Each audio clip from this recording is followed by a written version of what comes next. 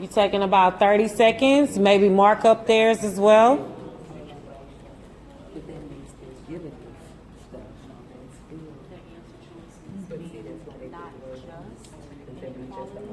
Notation, but the actual words, all real numbers greater than or equal to 0, but less than or equal to 15. Okay, at this time, go ahead and transfer to the next one and see if there's something different that was determined. And you may add to their poster as well. Don't feel like you have to be stuck with what they said.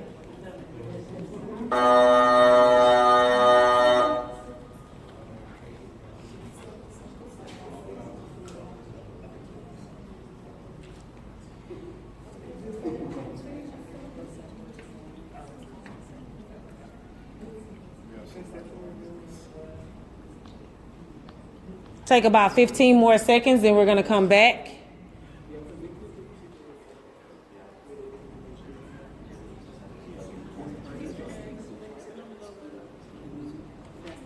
Once we get the equation, we'll list the domain.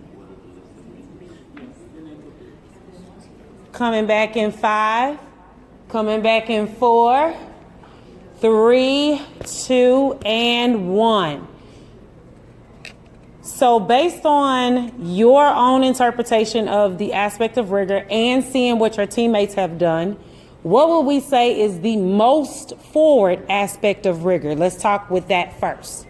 What's the most forward aspect of rigor? Meaning which one should live the most based on what the TEAC is demanding? Conceptual and why? I hear a lot of the head nods with conceptual. Conceptual and why? The difference, number one, in discrete and continuous. Uh-huh. And then they have a conceptual understanding of what are the independent and the dependent functions. Then they should be able to, given any situation, determine the domain range. So I like how you alluded to given any situation. What are you trying to say there? That if I give them a real world experience or a real world situation, and I don't give them a table, I don't give them a graph, I don't give them anything except the situation, they should be able to formalize a table, a graph, or whatever they need to determine the domain range or a combination of them both. Right. So what I see and what I saw on your paper is that at some points, in order for this rigor to be targeted, I'm going to have to dip into a little bit of application. I'm going to have to dip into a little bit of procedural. You know, just being able to recognize what a domain and range is. However, the most forward and where I should live is in them understanding all of those concepts so that no matter where I go or what situation I put them in, they're able to articulate. All right, come on back to your seat. Now we're going to do a different thing. We are going to do a different thing.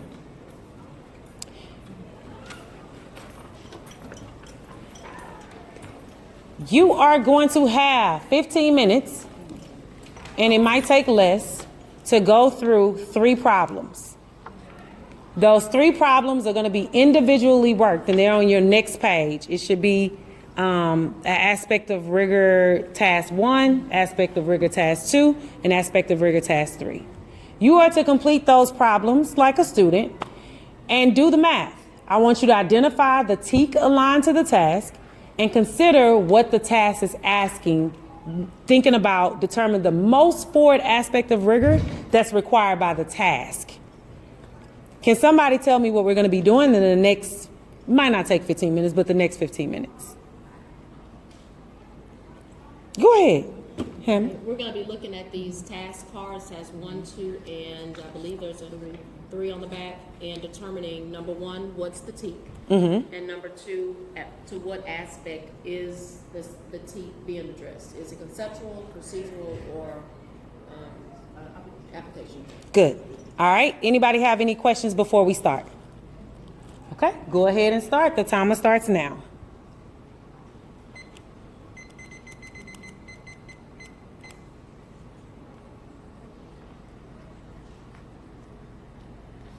We have conceptual, we have procedural and fluency, and then over in this corner would be application.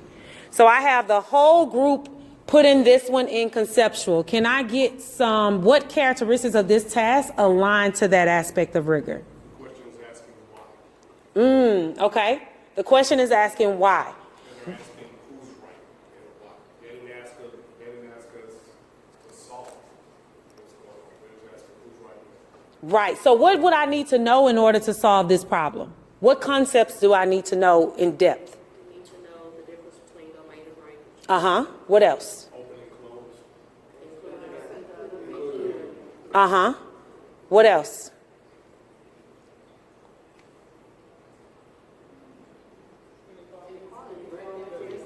Mm-hmm. Uh-huh. Uh-huh. That can be helpful. What standard is this targeting? What does 6A say? Can somebody read it?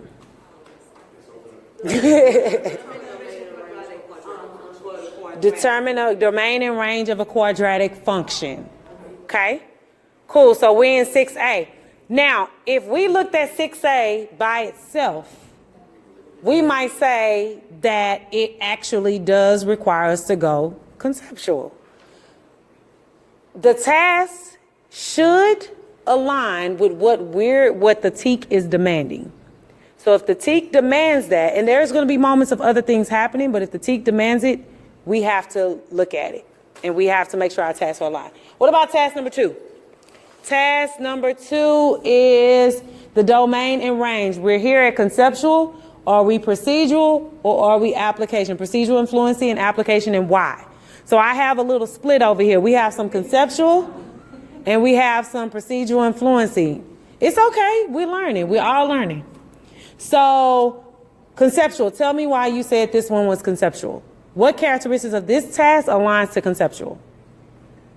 The way I remember procedural is if I'm being able to do a procedure. So to me, it's not a procedure, like I can't do a step 1, step 2. I have to understand what the concept is for me to figure out what I need to write for my domain range, especially since they're all 3 different things. If they were maybe all the same type of thing, then I could kind of do a procedure because I'm doing the exact same thing. Okay. So that's Thank you for sharing. Okay, I have something different. So, going along with what you said, we eliminated the first one because we don't even do piecewise in algebra 1. So it shouldn't be there.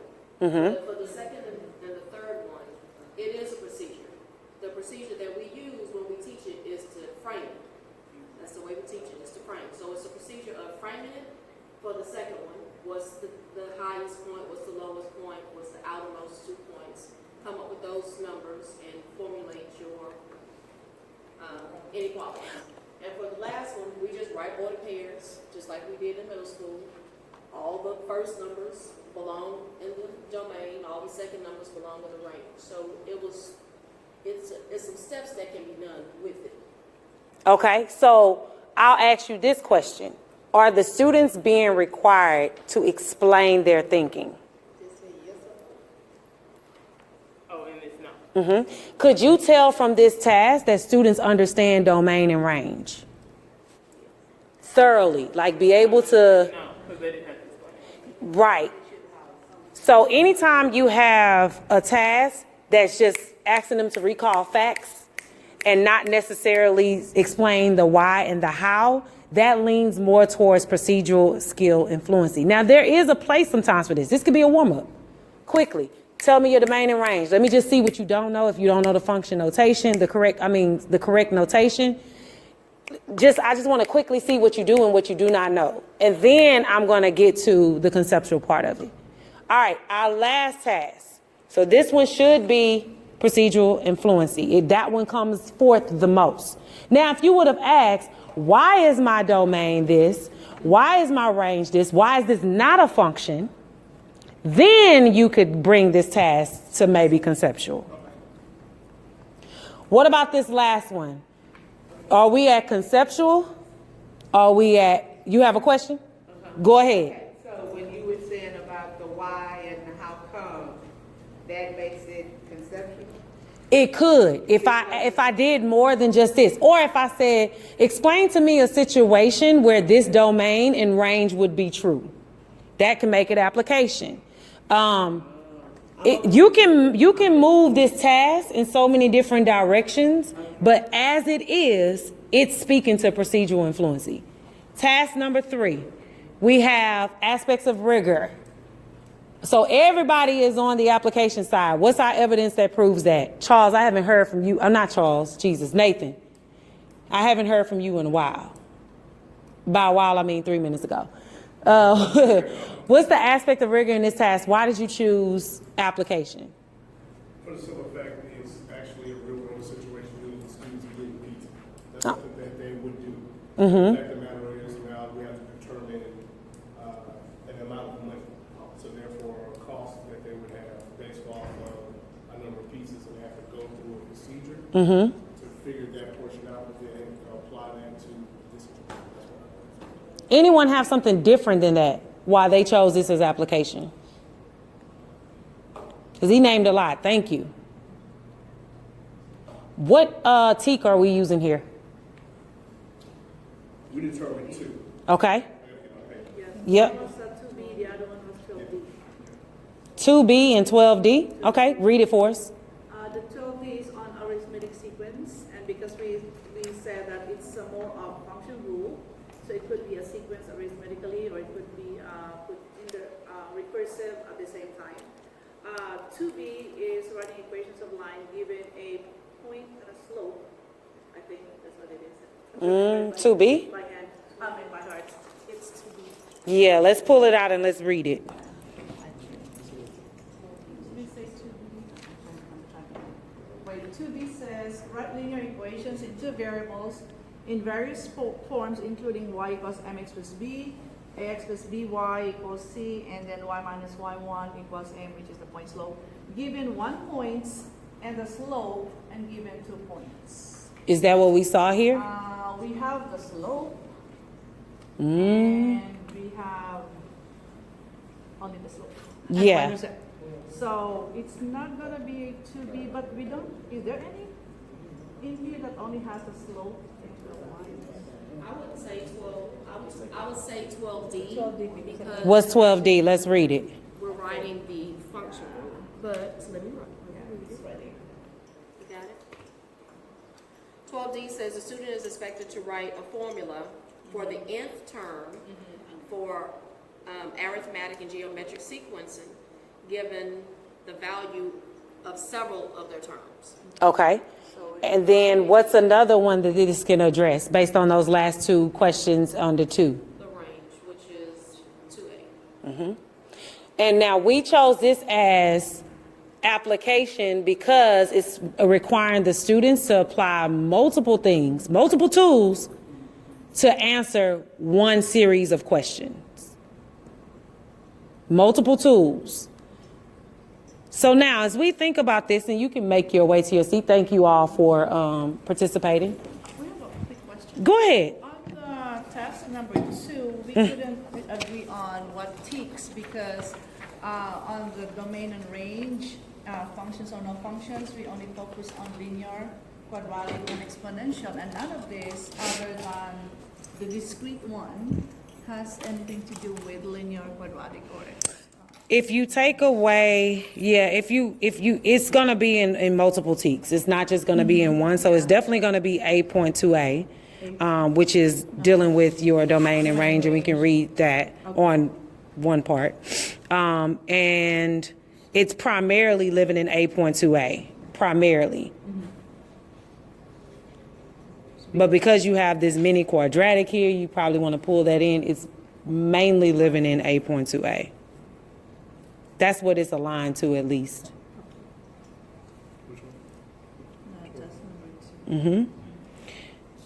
So now there is something that I want to talk about.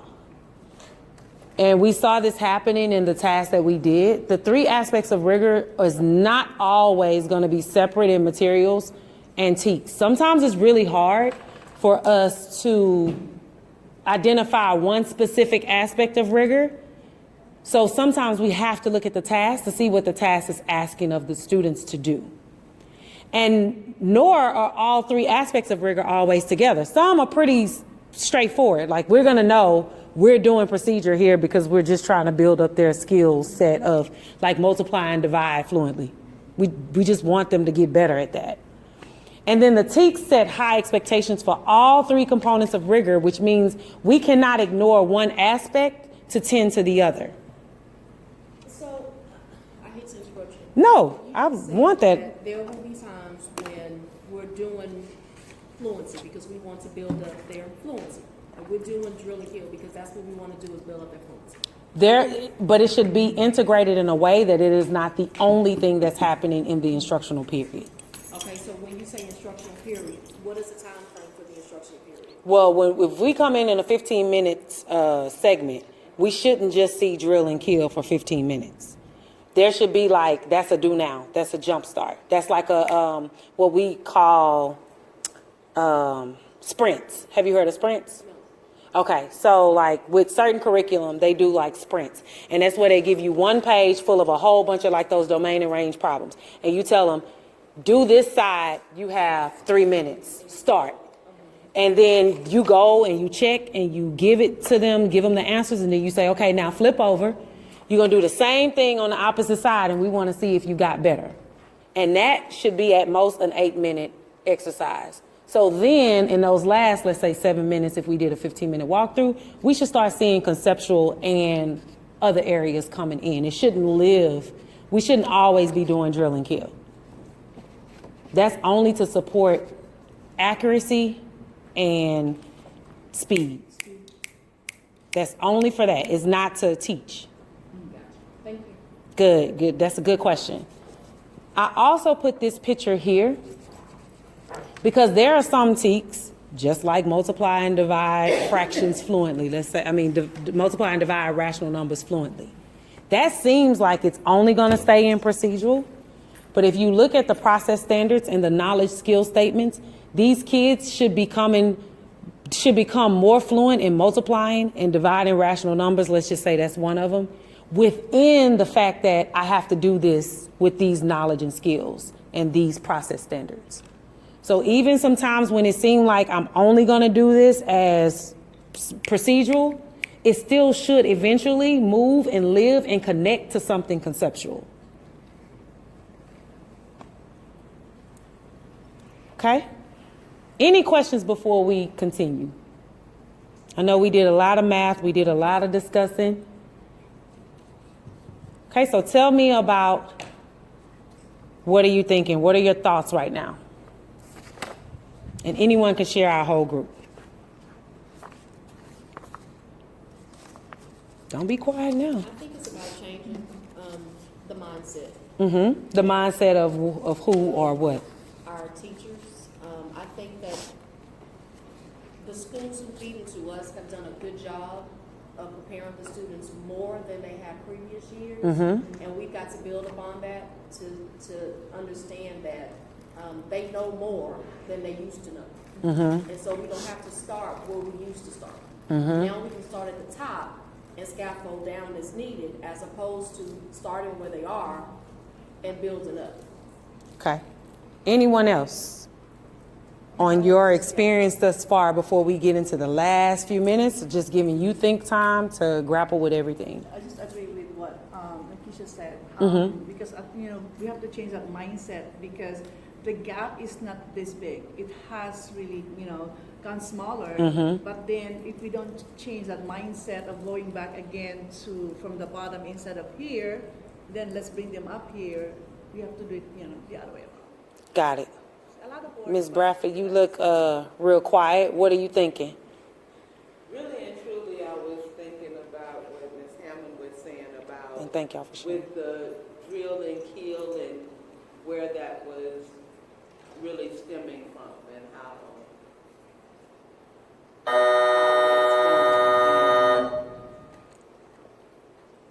what are we drilling and killing on? Which leads back to what you're saying, because if they're not coming to you, and I'm sorry, I haven't seen that yet, that they're not coming to us where, like they used to, so I'm not there yet. But I feel, with the drill and kill, now understanding with basically put all of that back together, so. Mm-hmm. It makes sense. Go ahead. Thank you all for sharing. Well, Bill. from my aspect, I hadn't seen this math in a minute, you know. That's I've fine. been in the lower grade. Though I've been exposed 20, 30 years ago. But in my aspect, I didn't necessarily have to know how to work these problems out or memorize or remember how to work them out. I knew the 3 definitions, so I didn't even worry about, I just looked at what it was saying, the key terms in it, to decipher which form of rigor that I was in, not necessarily. So in my aspect as an administrator, you don't necessarily have to know the math actually to know what good teaching is or to know what level of teaching that you're at. You do have to understand the language and the teaks, but you don't have to know how to work these algebra problems to be able to know what good teaching should look like. Yeah. Now, as we continue to coach, yes, and the IPG helps to narrow our focus. As we continue to coach, you do want to build your skills around it so you can speak to the depth. Because when it gets to rigor, it gets real tricky to support a teacher if you're not clear on what the TEK is demanding. But to start, let's just start. Are we on grade level? Can I find a TEK that's aligned to this task? Is it present in instruction, and are kids being asked to do math? Or are they being asked to do steps? Okay? So now, that's a lot of food for thought. And you all have on your last page all